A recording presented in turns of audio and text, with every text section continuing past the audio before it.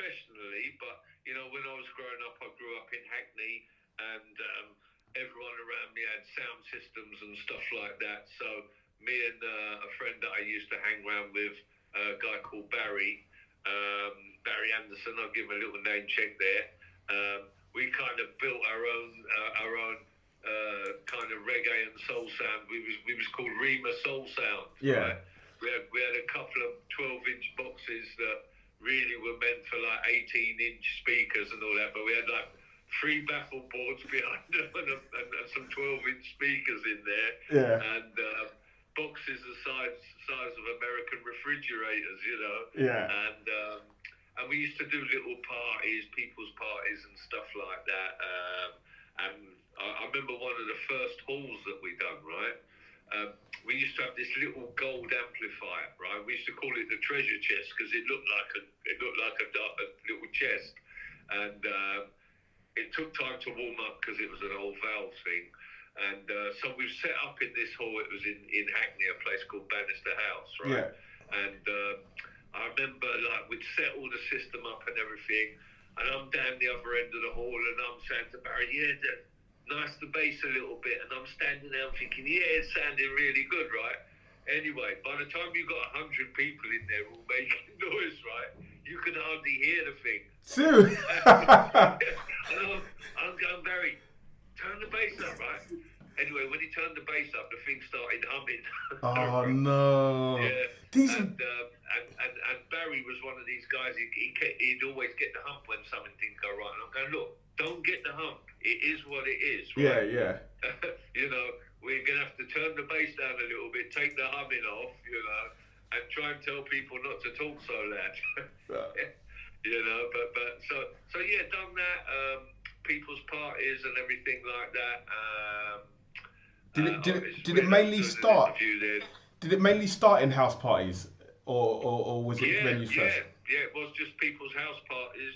You know, someone was throwing a party, and people knew that kind of myself and Barry would we'd kind of play at people's parties for them. So people, you know, you didn't get paid in those days. Do you know what I mean? Yeah. In fact, I was telling someone, back in those days, DJing was seen to be a little bit nerdy kind of thing. Do you know what I mean? Okay. Now everyone wants to be a DJ, you know? Yeah, that's true. So, yeah, we would just do people's kind of house parties. Then we progressed on to little halls and stuff. And then I kind of got out of it, was out of it for years, but was always a record collector, you know? Soul, jazz funk, rare grooves, that kind of stuff, up until about '88 when the acid scene come about. Okay, so the acid scene. Tell me about the acid scene. How did you take to the acid scene? Mate, I hated the music at first. I hated it. I could not believe that they was allowing this stuff to be played on radio. I thought, what is that? I mean, am I allowed to swear? Or? You just swear. Just swear. No. Swear. Okay, yeah? Yeah. I remember thinking, what is this shit? Honestly, it was just all bleeps, and I thought, no, this is rubbish, man. Because you know, I'm into kind of soul and rare groove and stuff like that, and I just thought, no, I can't have any of that. Anyway, some mates of mine that I knew at the time, they'd been going to Heaven, and you know, the Heaven nightclub, and they said, come down one night, you know, there's this new stuff, you know, blah blah blah. So, all right, gone down there, tested the stuff, and all of a sudden the music just fell in. I went, right, I see what it's all about now. Do you know what I mean? And that was it, really. We knew someone that had a garage in Elephant and Castle, right at the back of the what was the place in Elephant and Castle that's just closed? What, Coronet?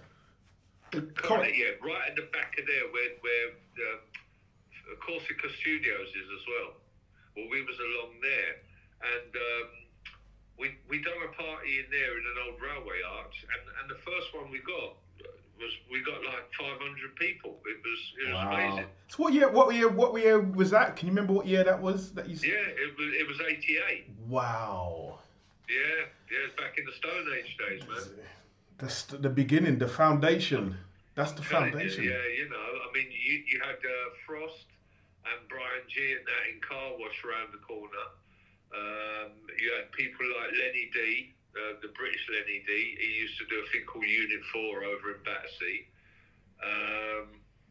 But yeah, things were just starting out in those days, you know, and it just took off straight away for us.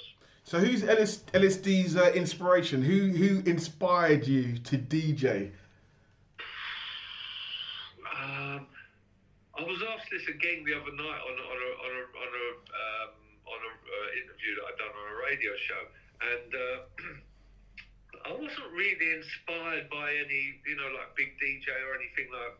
Well, I was, but it was later on, and I'll let you know about him. But from those early days of, you know, doing people's parties and stuff like that, I remember as a kid going to a wedding with a friend of mine's family, and the DJ was playing, and he was playing. It was some old pop tune or something, I don't know.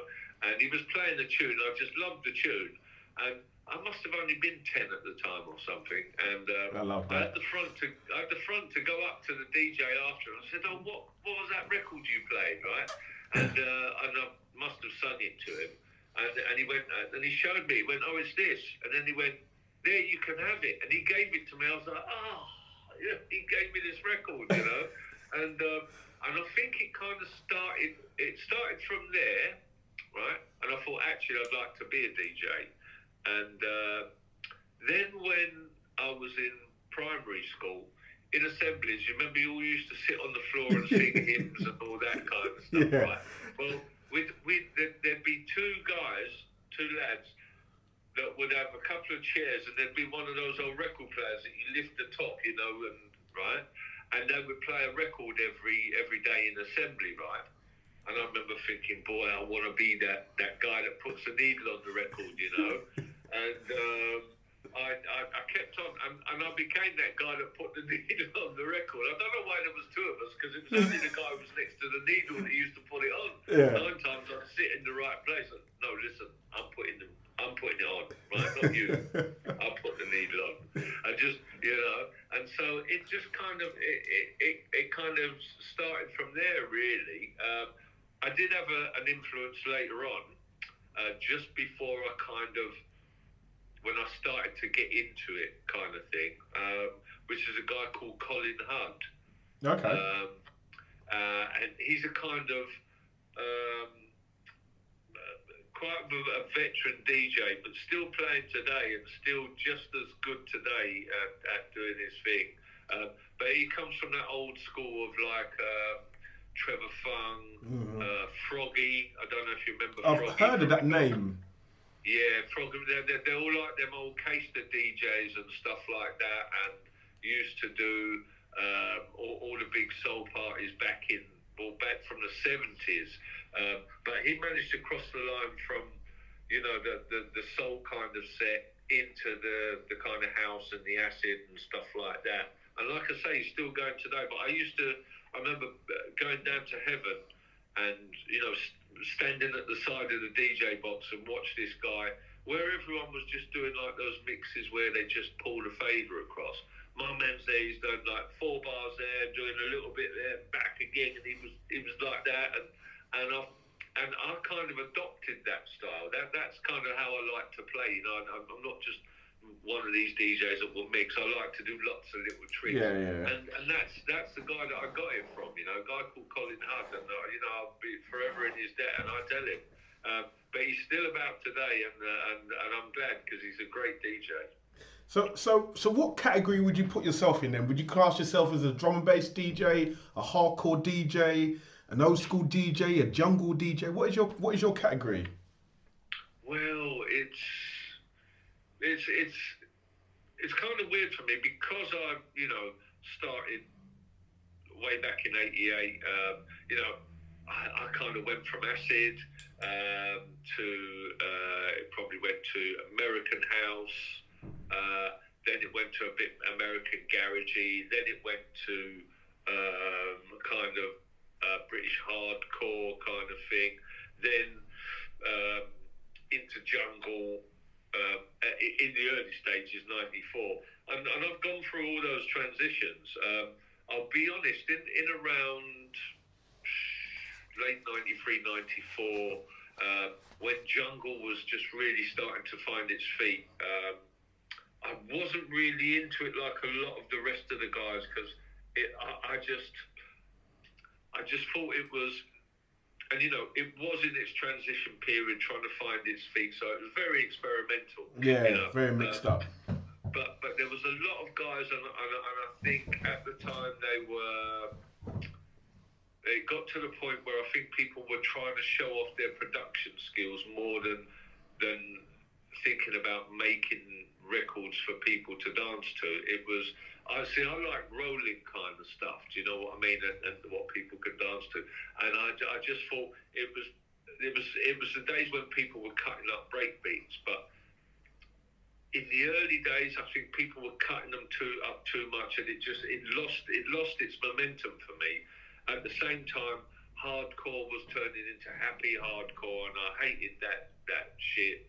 But all the speeded up chipmunk vocals wasn't for me, and there was a point there where I honestly I was going to give up because I thought I'm not really into the really dark cut up beats kind of stuff, and I certainly wasn't into the happy hardcore thing, and I didn't want to be playing music that I didn't like, so I was very nearly gonna quit. Then all of a sudden, jungle took a bit of a turn, and people were starting to put kind of rare groove samples into the tunes, a lot more reggae bass lines kind of thing. And for me, the music got a bit more credible, But because I'd kind of stuck out, kind of playing hardcore a bit longer, and all people like Mickey, Darren J, Kenny Ken, a lot of them had stuck with the darker kind of stuff, which I wasn't really into, and that's how I think they've more than me got more of they definitely have got more of a reputation for being the original jungle soldiers. Do you know what I mean?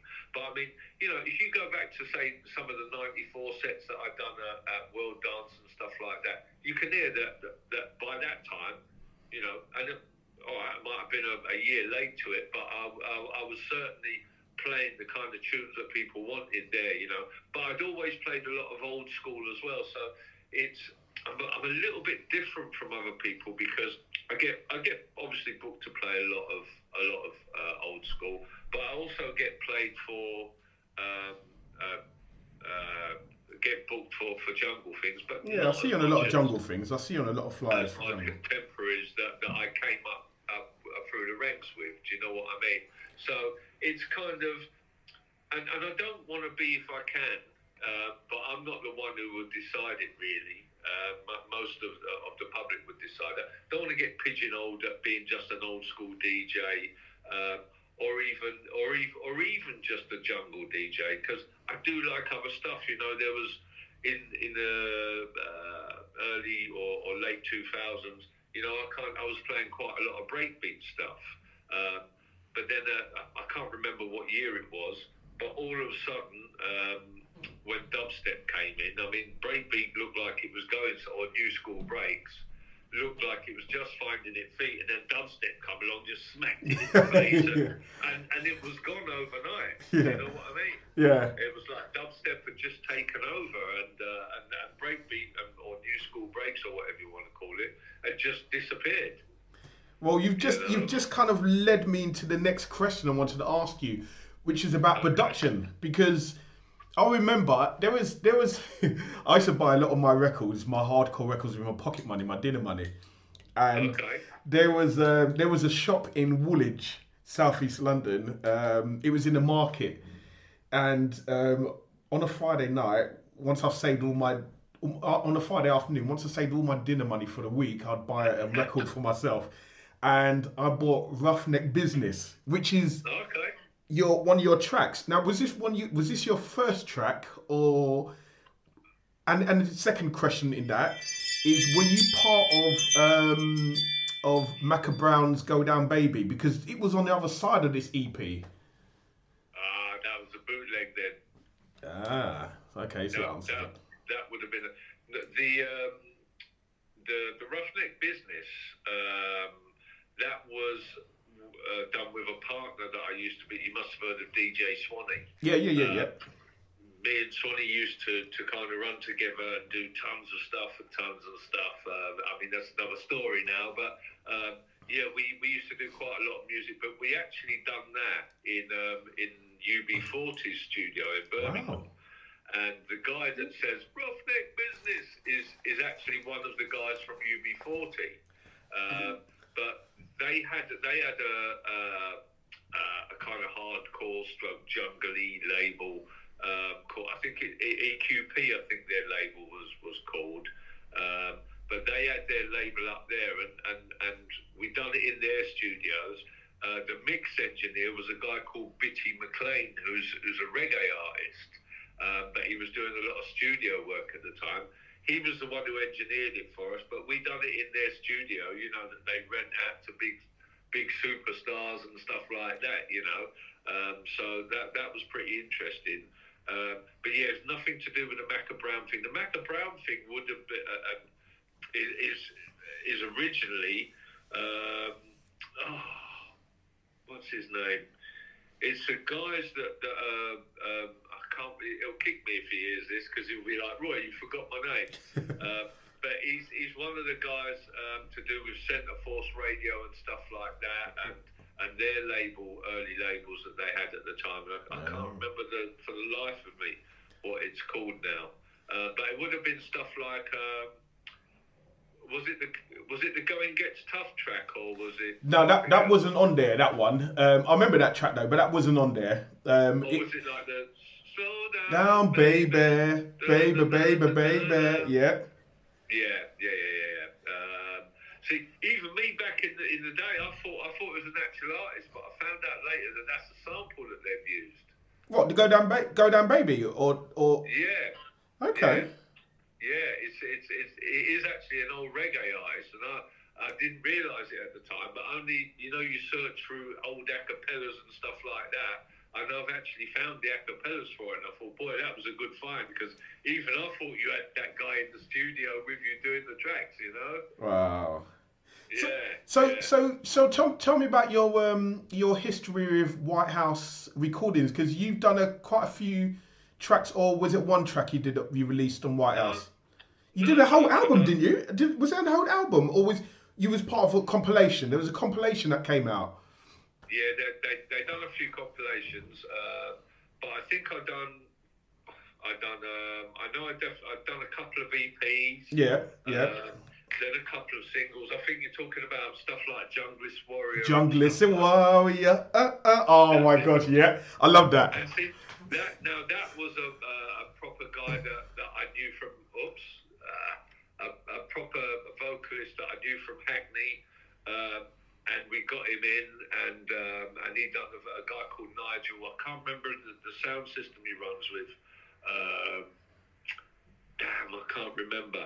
But we got him in, and he done that in one take, kind of thing. And, wow. So yeah, that wasn't a sample or anything. That was something that we just came up with in the studio, and he done it. Yeah, that was a big tune.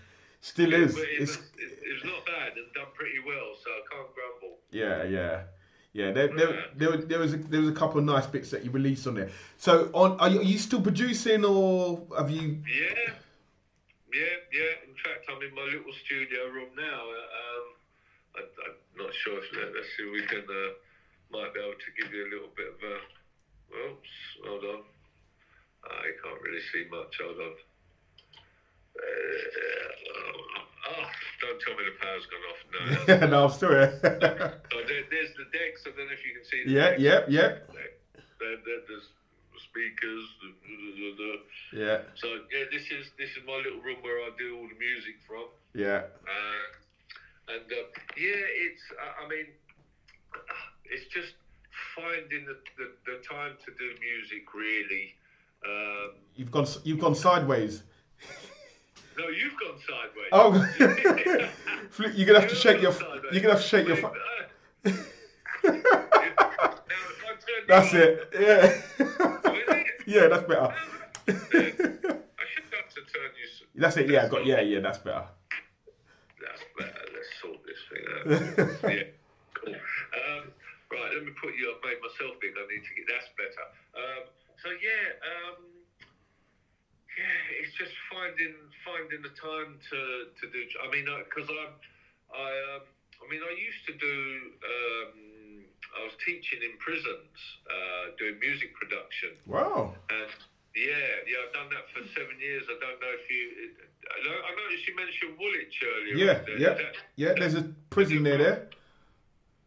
Are you from Woolwich? Yeah, from Woolwich. Yeah. Oh, so you must know Thameside Prison. Yeah, Thameside. I didn't know there was Thameside. Belmarsh is the nearest one I knew to Woolwich.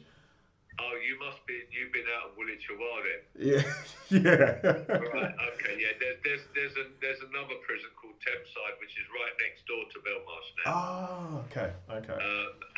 And I was teaching in there for about 7.5 years, doing music production and a thing called conflict management. But really, really, really enjoyed it, and it was good because I could, it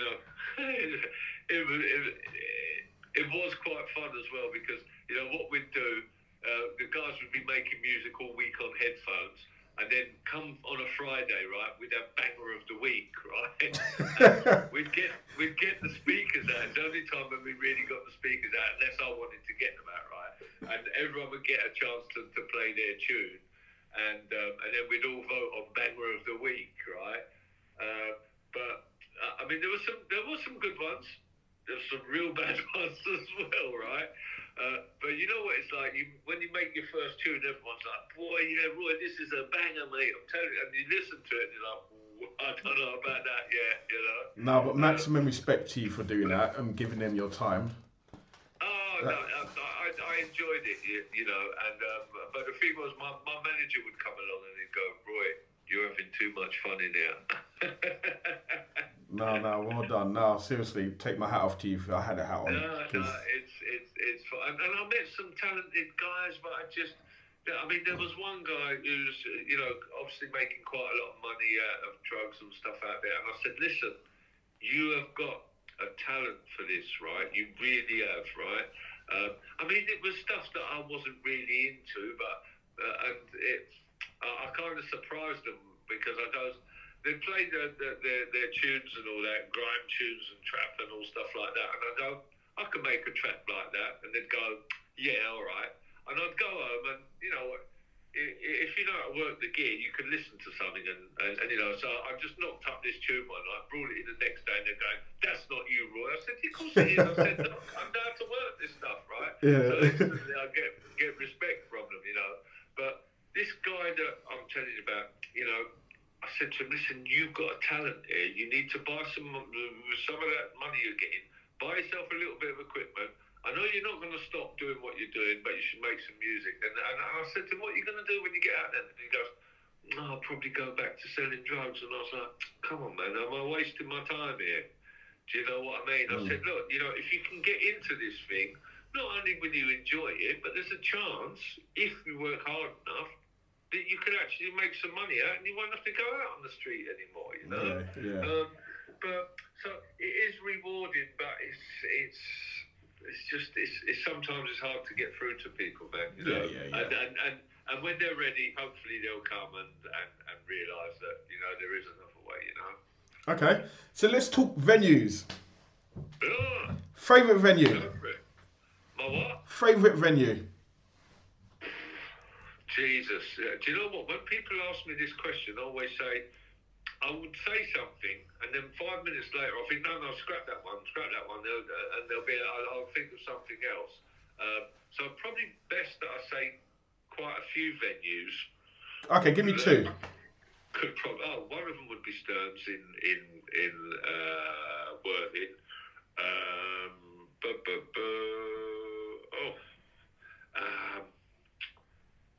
Oh damn! You would have thought all these venues that I've played at over the years. Because there's so many, it's hard, isn't it? That's a hard question. It is a hard question. There's just so many. Back in the day, Roller Express, stuff like that. Okay, all right. Best sound system that you've played on? Oh, probably the end. Yeah, everyone says the end. What? That sounds, yeah. You know, everyone says that. The end. Yeah, probably the end. I would say. Yeah, I mean, Heaven had a good system. That was always a good system. Yeah. And out there, you know, no need to go anywhere near the red lights, man. I'm telling you, just you know, nice and loud and plenty of bass.